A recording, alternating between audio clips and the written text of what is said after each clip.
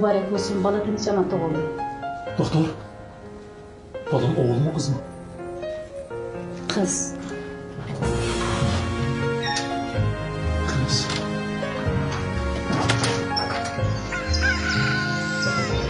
Dolabız yok bu. Balımızı saklap kalalım. Balam. Yürek parım. Tayyığın kam şunu şundak dağıt sen şundak mı? Balamızdan balımız var. Kızım senin koptu Mahmut ağa. Sıla amdı balık bulamayısıla.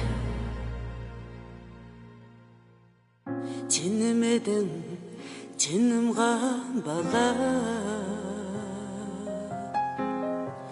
Tirik durup senden ayrıldı.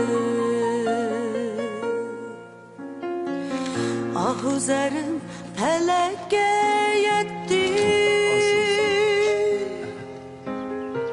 Seni oylap şunca kıynaldı.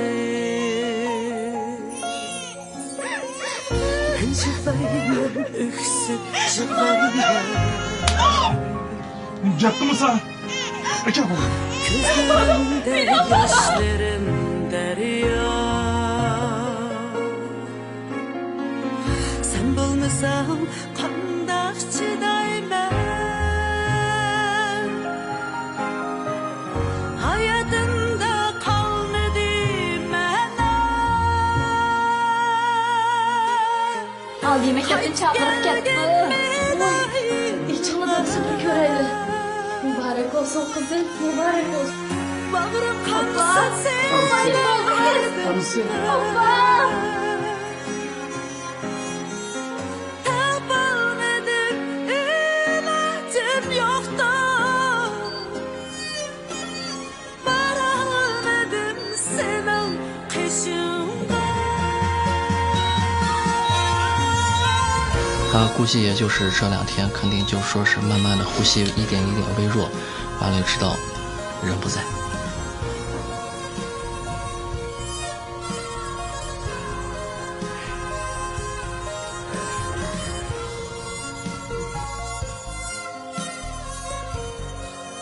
Ben 20 neçə yıl aldığım bu şeyden ayrılgan kız. İsmim Arzugül. Arzugül. Ben şıklayman, öksüp şıklayman.